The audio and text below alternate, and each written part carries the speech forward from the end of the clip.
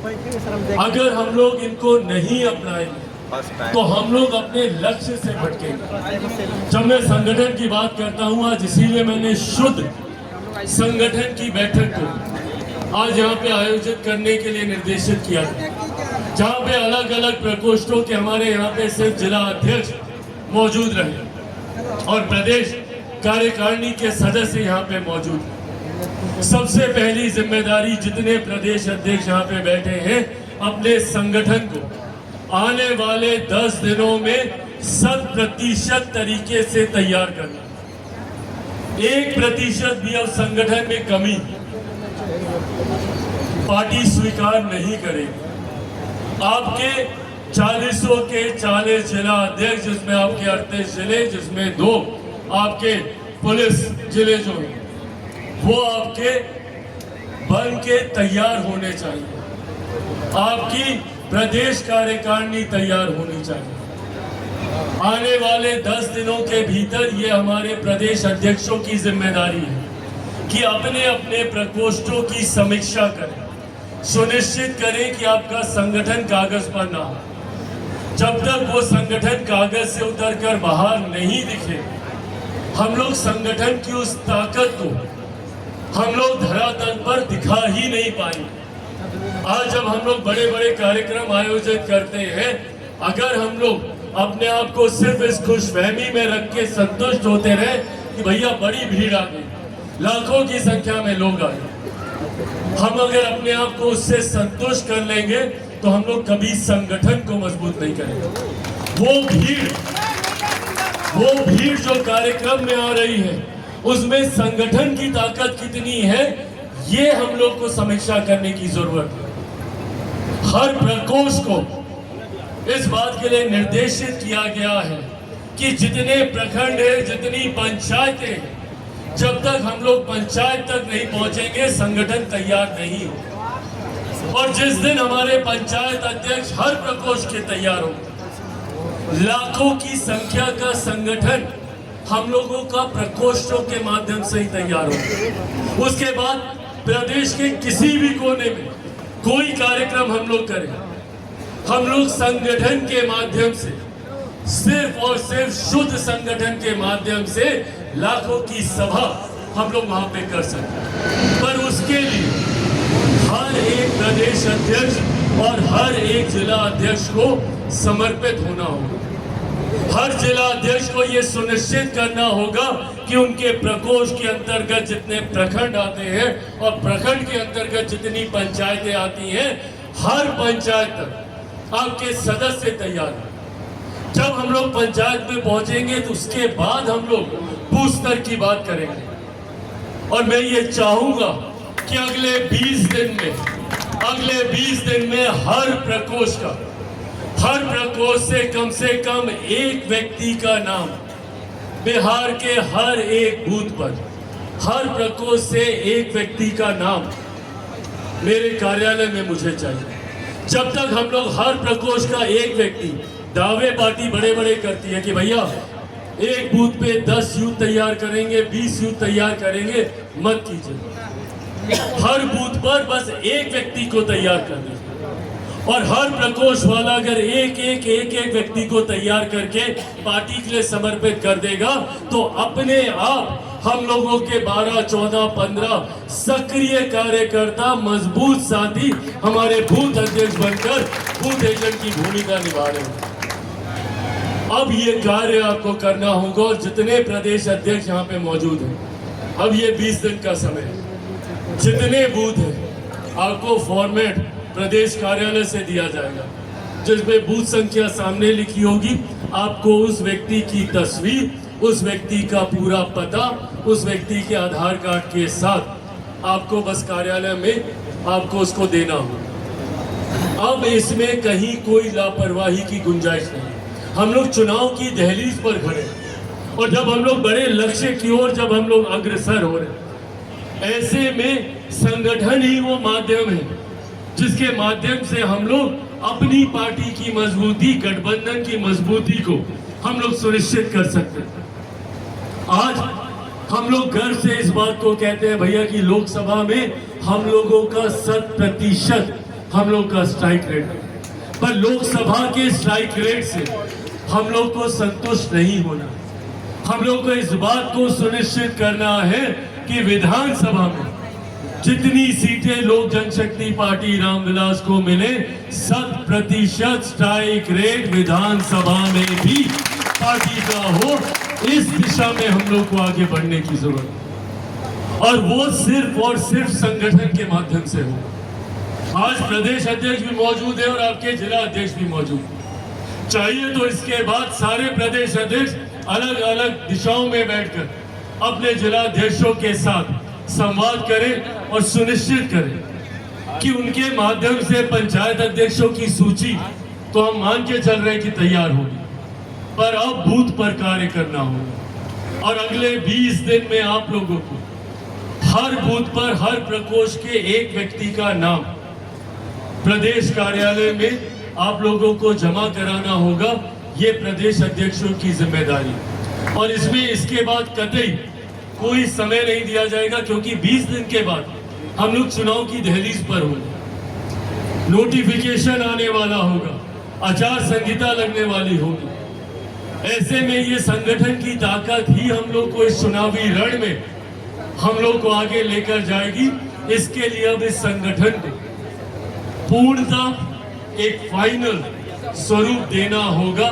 इसमें कहीं कोई कमी की गुंजाइश पार्टी स्वीकार नहीं करेगी। दूसरा बिंदु इसी दिशा में, जब हम लोग संगठन को तैयार करते हैं तो जरूरी है कि संगठन के लोग पार्टी की उपलब्धियों की चर्चा करें। जो चर्चा आजकल हम लोग नहीं कर रहे हैं। आप लोगों को अलग अलग प्रखंडों में, अलग अलग पंचायतों में नुक्कड़ सभाएं आयोजित करनी होगी। अलग अलग सभा, अलग अलग पंचायतों में जाकर पार्टी के संगठन की सभाओं के माध्यम से, नुक्कड़ सभाओं के माध्यम से आपको पार्टी की उपलब्धियों को जनता तक लेकर जाना होगा। कितने ऐसे विषय हैं जो हम लोगों की पार्टी की उपलब्धियां हैं, पर दूसरे दल इसको भुनाते हैं, हम लोग इसका जिक्र ही नहीं करते। उदाहरण के तौर पर आज कांग्रेस जैसे दल अपने हाथ में संविधान की प्रतिलिपि लहराते नहीं थे।